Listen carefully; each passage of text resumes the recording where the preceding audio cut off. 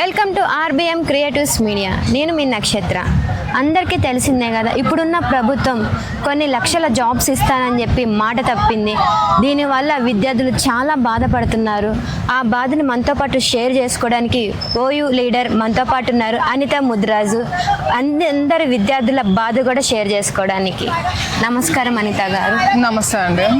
So మీరు ఎన్ని years నుంచి ఇక్కడ చదువుకున్నారు ఓయోలో? ఇక్కడ నేను ఇయర్తో 4th ఇయర్ ఇక్కడ ఉండబట్టి చూసుకున్నట్లయితే ఓకే 4th ఇయర్. సో మీరు ఎప్పుడు పాస్ అవుట్ అయ్యారు? 2023. సో అప్పటి నుంచి మీరు ఇక్కడ ఓయూలోనే ఏం చేస్తున్నారు? మీరు ప్రిపేర్ అవుతున్నాము ఎగ్జామ్స్కి, అట్లా నోటిఫికేషన్ కోసం ఎదురు చూస్తున్నాం. అంటే మీరు లీడర్ కూడా అని విన్నాను. దేనికి లీడర్స్? అంటే స్టూడెంట్స్ సమస్యల పైన మాట్లాడతాం. అంటే మీకు కూడా సమస్య ఉంది. మీ సమస్య గురించి ఇంకెవరు మాట్లాడతారు? మేమే మాట్లాడుతున్నాం కదా. మేము ఎన్ని పోరాటాలు చేస్తున్నాం, చాలా చేస్తున్నాం దీంట్లో పైన. నిన్న మొన్న కూడా మీరు చూసుకోవచ్చు, 5,000 నోటిఫికేషన్ వచ్చింది పోలీసులది. దానిపైన కూడా మేము చాలా ధర్నాలు కానీ అన్నీ ఏర్పాటు చేస్తున్నాం, సమావేశాలు కూడా. సో ఎన్ని ధర్నాలు చేసినా, ఎన్ని సమావేశాలు చేసినా కూడా మీ బాధ మాత్రం తీరట్లా. దీనికి ఫుల్ స్టాప్ అనేది లేదా? అది మీరు గవర్నమెంట్ని అడగాలి. దానికి ఫుల్ స్టాప్ పెట్టాల్సింది వాళ్ళు ఏంటంటే నిరుద్యోగుల మీదనే వాళ్ళు ప్రభుత్వాన్ని ఏర్పాటు చేసుకున్నారు. కానీ ఈరోజు నిరుద్యోగుల పొట్టనే కొడుతున్నారు అనమాట. అంటే 2 లక్షల ఉద్యోగాలు అంటారు, కానీ 5,000 ఏదో ముష్టి అన్నట్టు మళ్ళీ 2,000 దాన్ని పెంచి 7,000కి వేసారు ఉద్యోగాలు. ఎవరికి సరిపోతాయి 7,000 ఉద్యోగాలు? అంటే తెలంగాణలో ఎక్కువగా వెయిట్ చేసేది ఏమన్నా ఉద్యోగాలు ఉన్నాయంటే పోలీసు ఉద్యోగాలు, ఉపాధ్యాయ ఉద్యోగాల కోసమే ఈ యొక్క నిరుద్యోగులందరూ వెయిట్ చేస్తారు. ఆ 2 వేస్తేనే ఉద్యోగాలు వేసినట్టు. అలాంటి దాంట్లోనే ఈరోజు ఒక ఏదో 5,000 2,000 ఉద్యోగాలతో మేము వేసినామని చెప్పుకోనికి ఆయన పోస్టులు వేస్తుంది, కానీ ఆయన మనస్ఫూర్తిగా అక్కడ పోస్టులు వేసలేదు. గత ప్రభుత్వాలు కూడా ఇంత తక్కువ పోస్టులు ఎప్పుడు వేయలేదు అనమాట. అంటే ఇప్పుడు రిలీజ్ చేసిన పోస్టులు కదా, బిఫోర్ ఉన్న ప్రభుత్వమే వాటిని పెండింగ్ ఉన్న వాటిని రిలీజ్ చేశారని చెప్పని మాట వస్తుంది. ఇది నిజమేనా? నిజమే కాదు, ఇంకా పోస్టులు అంటే ఇంకెక్కువనే అంట. అందులో అంటే డిపార్ట్మెంట్లలో పనిచేసే వాళ్ళు చెప్తున్నారు చాలా పోస్టులు ఉన్నాయి, కానీ ఈయన 5,000 వేస్తున్నాను అంటున్నాను. అది ఎందుకు వేస్తున్నాం అని కూడా అడుగుతున్నాం. ఎవరికి లాభం చేయడానికి ఆ పోస్టులు అట్లనే ఉంచడం? ఏమైనా అమ్ముకుంటావా? అది కూడా ముఖాముఖిగా చెప్పు. మేము అందరం వస్తాం, మాతో నీకు కూర్చొని మాట్లాడు. ఎక్కడ ధర్నాలు జరిగినా, ఎక్కడ సమావేశాలు జరిగినా ఓయూ స్టూడెంట్సే ఉంటున్నారు. అంటే మిగతా వాళ్ళ స్టూడెంట్స్ రారా? అయ్యో మీరు చూడలేదా? దిల్షునగర్లో, చిక్కడపల్లి లైబ్రరీ కాడ మస్తు ధర్నాలు చేస్తారు. ఇక్కడ పోలీసుల ప్రభుత్వం అయింది, ఇంకా చాలా ధర్నాలు చేస్తారు, కానీ వాళ్ళు రోడ్డు మీదకి వస్తే చాలు తీసుకొని లోపడేస్తారు. ప్రభుత్వం అన్నాడు. అండ్ ఎవరిని కూడా నేను అరెస్ట్ చేయను, మీకు ప్రజల వాయిస్ నా ముందర ఉంటుంది, ఎవరి ముందర లేకున్నా కానీ అన్నాడు. కానీ ఈరోజు పొద్దుగా లేసి వచ్చి వాళ్ళు గడపల కాడ నిలబడతారు, పోలీసులు వచ్చి తీసుకొని వెళ్తారు. ఎవరైతే వాయిస్ రేజ్ చేయాలనుకుంటారో వాళ్ళ ఇంటికాడకు పోయి పొద్దునే పోయి అరెస్ట్ చేస్తారు. అదే ఆ పరిస్థితి ఉంది. క్వశ్చన్ చేయాలి మేము విద్యార్థులం, స్టూడెంట్స్, మీరు ఎందుకు మమ్మల్ని అరెస్ట్ చేస్తున్నారని అడగలేదు ఎవరు? అడుగుతున్నాం కదా, అది అడిగే విధంగా దాన్ని అరికట్టాలనే జైల్లో వేసారు, ముందస్తు అరెస్ట్ అని. సో అంటే దీనికి ప్రభుత్వమే ఫుల్ స్టాప్ పెట్టాలి అంటున్నారు. ప్రభుత్వమే ఫుల్ స్టాప్ పెట్టాలి. ఈ రోజు నిరుద్యోగులను తక్కువ చేసి కూడా మాట్లాడుతున్నాను. ఆయన ఒక్కొక్క మీటింగ్ పోయి మీరు ఎండ్రీలు మోసుకొని వచ్చినా కానీ నేను మీకు పోస్టులు పెంచను, పోస్టులు ఇవ్వను, ఉద్యోగాలు వేయను అన్నట్టుగా మాట్లాడుతాను. అంటే నేను ఎండ్రీని పోసి చంపించుకోండి కన్నా నేను కుర్చీ మీద కూర్చోబెట్టిందని కూడా మేము అడుగుతున్నాం. అసలు ఎంత దౌర్జన్యం అంటే ఓయూ స్టూడెంట్స్, అంటే ఓయూ అననే కాదు స్టూడెంట్స్ అని కూడా చూడకుండా కొట్టడం, వాళ్ళ మీద వాళ్ళు ఏదో హత్యలు చేసినట్టుగా జైల్లో ఉంచడం. ఇంకా కొంతమంది స్టూడెంట్స్ కూడా జైల్లో ఉన్నారు, వాళ్ళ గురించి కూడా ధర్నాలు చేస్తున్నారు. సో ఎందుకని ప్రభుత్వం ఇట్లా ఉందని అనుకుంటున్నారు? అదే ఆయన ఒక హిట్లర్ పాలన తలపించే విధంగా ఆయన పాలన చేస్తుండు. అసలు అంటే ఇది ఒక డెమోక్రాటిక్ కంట్రీ అనేది మర్చిపోతుండు ఆయన. అంటే వాయిస్ లేకుండా చేస్తుండు. మాకు ఒక ఆర్టికల్ 19కి అడ్డం తలుగుతుండు ఆయన. అసలు ఆయన ఈ యొక్క పోస్టులు కూడా చక్కగా చేయకుంటే ఈ యొక్క సమయం నుండే ఆయన పతనం ఆసనం అయింది. అసలు స్టూడెంట్స్ బాధ ఏమైనా వస్తే విద్యాశాఖ మంత్రికి చెప్పుకున్నామని పోతారు. మన ఇంకా మీకు అంటే అసలు ఏం సిచ్యువేషన్ తెలియదు, కానీ ఆ పోస్ట్ కూడా సీఎం దగ్గరే ఉంది. సో ఎప్పుడైనా మిమ్మల్ని విద్యాశాఖ మంత్రిగా కలిసి మీ బాధలు నాతో చెప్పుకోండి అని చెప్పారా? చెప్పలేదు. ఆయన చెప్పలేదు. ఆయన విద్య మీద ఆయన ఫస్ట్ నుండి ఒక ప్లాన్ వేసుకున్నాను అనమాట. విద్యార్థులు ఉంటే విద్య తెలివైన వాళ్ళని సమాజానికి అందిస్తుంది. ఆ తెలివిని అడ్డుకోవాలని ఆ పదవిని కూడా ఆయన తాను ఉంచుకుంటూ తర్వాత ఈ ఉద్యోగాలను కూడా మోసం చేస్తుండు, ఉద్యోగాలు వేస్తా అని ఒక పిట్ట కథలు చెప్పుకుంటా కాలం వెళ్ళదీస్తుండు.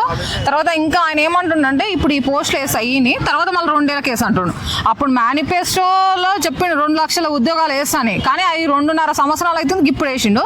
మళ్ళీ ఇప్పుడు 7,000 ఉద్యోగాలు, అవి కూడా చాలా ఉద్యోగాలు కావు. మళ్ళీ తర్వాత అంటే రెండు సంవత్సరాలు మళ్ళీ తర్వాత వేసాడు నోటిఫికేషన్. ఎవరిని కావాలి వేసేది ఇప్పుడే వేస్తే అయిపోతుంది కదా.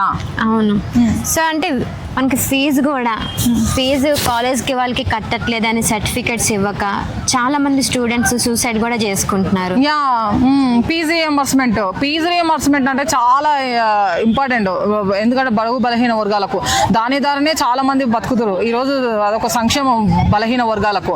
అలాంటిది ఈరోజు బీటెక్ విద్యార్థులు కూడా చాలా మంది చదువుకొని బీటెక్ చేసిన వాళ్ళకి ఎక్కడైనా బయట పోయినా కానీ ఒక ప్రైవేట్ జాబ్ దొరుకుతుంది. ఆ సర్టిఫికేట్ ఉంటాయి. ఆ సర్టిఫికేట్ ఫీజు రియంబర్స్మెంట్ లేక ఆ సర్టిఫికేట్ వాళ్ళతోనే ఉంటున్నాయి, ఆ కాలేజ్ వాళ్ళ దగ్గర ఉంటుంది. సో అట్లా ఇవ్వడం వల్ల, అట్లా తీసుకోవడం వల్ల ఈ ఫీజు రియంబర్స్మెంట్ రిలీజ్ చేయకపోవడం వల్ల ఈ విధంగా ప్రాబ్లమ్స్ ఎదుర్కొంటారు. అండ్ ఇంకా హాస్టల్లో కూడా గవర్నమెంట్ హాస్టల్స్ ఉంటాయి బయట దిల్సుఖ్నగర్ అక్కడక్కడ. ఆ ఫీజు రియంబర్స్మెంట్ వల్లనే అక్కడ హాస్టల్ నడుస్తుంది. ఆ వసతి గృహాలలో హాస్టల్ నడిపిస్తారు. మనకు ఒక సొంత భవనాలు కూడా లేవు హాస్టల్స్కి. ఆ వాటిపైన కూడా తీసుకోడు. కానీ ఏవేవో 4th సిటీ, ఆ సిటీ, ఈ సిటీ అంటాడు. ఆ 4th సిటీ బదులు ఫస్ట్ విద్య అనేది డెవలప్ చేస్తే మన రాష్ట్రం మొత్తం బాగుపడుతుంది. ఫస్ట్ విద్యతోనే ఏదైనా సాధ్యం కదా. విద్యకు ఇంపార్టెన్స్ ఇవ్వమని కూడా చెప్తున్నాం. మోస్ట్లీ 200 అబోవ్ స్టూడెంట్స్ సూసైడ్ చేసుకున్నారని విన్నాను. నిజమేనా ఇది? చేసుకున్నారా అది పక్కన పెడితే ఈరోజు నోటిఫికేషన్ వచ్చిందని చాలా మంది బుక్కులు పక్కన పెట్టిరు. వాళ్ళ బతుకులు ఏందో అనేది కూడా వాళ్ళు గందరగోళంలో ఉన్నారు. చనిపోతాయనే ఆలోచన కూడా వాళ్ళకి వస్తుందని నేను అనుకుంటున్నా. ఎందుకంటే ఒక ఉద్యోగం కోసమే వాళ్ళు 5-6 ఏళ్ళ నుండి పడి చదువుతారు లైబ్రరీలో. అంటే ఇప్పుడు రిలీజ్ చేసిన జాబ్స్ ఉన్నాయి కదా, అవి కూడా రికమెండేషన్ అవి ఎన్ని ఉన్నాయో తెలుసా? 13-14 పోస్టులు. అంటే స్టేట్లో జనాభా తక్కువ ఉందా? 13-14 ఏం పోస్టులు? అవి వాళ్ళ ఇంట్లో వంచి పెట్టుకోమని చెప్పండి. ఆ పోస్టులు రికమెండేషన్ ద్వారా ఇస్తున్నారంట కదా జాబ్స్ కూడా.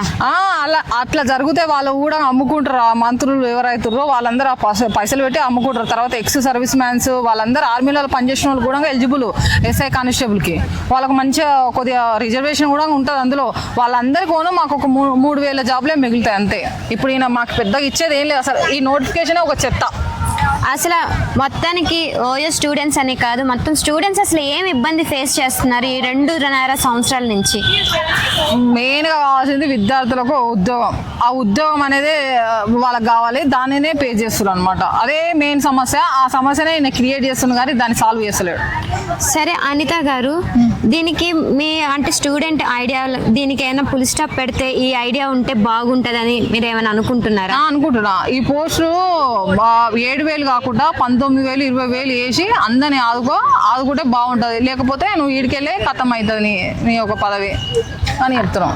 ఎస్, అంటే గత 2 సంవత్సరాల నుంచి మీరు పోస్టులు రిలీజ్ చేయకపోతే, జాబ్ క్యాలెండర్ రిలీజ్ చేయకపోతే మేము ఇక్కడ ధర్నా చేస్తాం, అక్కడ ధర్నా చేస్తాం అంటూనే ఉంటున్నారు. మీరు ధర్నాలు కొనసాగుతూనే ఉంటున్నాయి కానీ ప్రభుత్వం మాత్రం దిగి రావట్లేదు. ఎంత చెత్త గవర్నమెంట్ అంటే అసలు మామూలు గవర్నమెంట్ కాదు ఇది. ఎందుకంటే చాలా చెప్పారు, అన్ని మసిపూసి మరగా చేసారు అందరినీ, అది చేసాం ఇది చేసాం అని. కానీ ఈరోజు పోస్టులు ఏంది, ఏం ప్రభుత్వం నిర్వహిస్తున్నాయి అసలు ఎంత ఘోరం అసలు. అంటే పాలన చక్కగా చేయడానికి వస్తలేదు, విద్యార్థుల సమస్యలు ఏమో తెలుస్తలేదు. ఏడిపోయినా అంతా ఏంది తేనె పూసిన కత్తిలేక మంచి స్వీట్గా మాటలు మాట్లాడతాడు అంతే తప్ప ఏం లేదు ఆడ. ఈసారి వచ్చే ఎలక్షన్లో ఎవరిని నిలబెడదాం అనుకుంటున్నారు?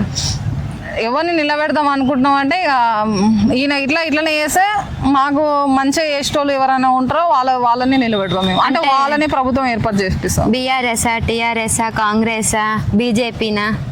అట్లా చెప్పలేము. మాకు చూస్తాం, మేము చూసిన తర్వాత ఉంటుంది. ఒక మంచి నిర్ణయం తీసుకుంటాం. అంటే ఏ ప్రభుత్వాలైనా మాకు అనుకూలంగా లేని ప్రభుత్వాలను అన్నిటినీ పక్కన దొరుకుతాం. మాకు అనుకూలంగా ఉంటేనే ఎవరినైనా కుర్చీ మీద కూర్చోబెడతాం. ఈ ఎన్నికలు కూడా ఇప్పుడు ఈయన చేసేది చూస్తుంటే 2 ఏళ్ళకోసారి ఎన్నికలు ఉంటే అయిపోదు అనిపిస్తుంది, 5 ఏళ్ళకి కాకుండా. ఎస్, అంటే మీరు అంతా బాధపడ్డారని అర్థమవుతుందండి ఈ మాటల్లోనే. సో మీ తరపున స్టూడెంట్స్కి ఏం చెప్పాలనుకుంటున్నారు? మా తరపున స్టూడెంట్స్కు మీరు పోస్టులు పోస్టులు లేవని ఆడ కూర్చొని వాళ్ళతో నీళ్ళతో ముచ్చట పెడితే కుదరదు. అందరు వచ్చి ధర్నాలు, రాస్తారోకాలు ఇలాంటివి చేసి మా రాష్ట్ర ప్రభుత్వానికి తెలియజేసేటట్టుగా మీ ఉద్యమాలు చేయండి. మనం సాధించుకోవాలి, మన హక్కులను సాధించుకోవాలి. మనకు ఉద్యోగాలు మన హక్కు. అది ఆయన ఇంట్లోకెళ్ళి తెస్తాడు, ఆయన ఇంట్లోకెళ్ళి మనకు ఉద్యోగాలు వస్తే జాబ్కు పైసలు ఇస్తలేడు. సో మీరందరూ ధర్నాలకు సిద్ధం కావాలి, ధర్నాలు చేయాలి, అన్ని చేయాలి. ఉద్యోగాలు ఎక్కువ రిలీజ్ చేయించుకుందాం మనం అని నేను చెప్తున్నాను. Thank you so much Anitha గారు. సో చూశారు కదా స్టూడెంట్స్, మీరేం బాధపడద్దు, సూసైడ్లు చేసుకోవద్దు, మన హక్కుని మనం సాధించుకుందామని అనిత గారి మాటలను విన్నాం కదా. సో ఆలోచించండి, ఒక స్టెప్ ముందుకేసేటప్పుడు. చూస్తూనే ఉండండి RBM క్రియేటివ్స్ మీడియా. నేను మీ నక్షత్ర.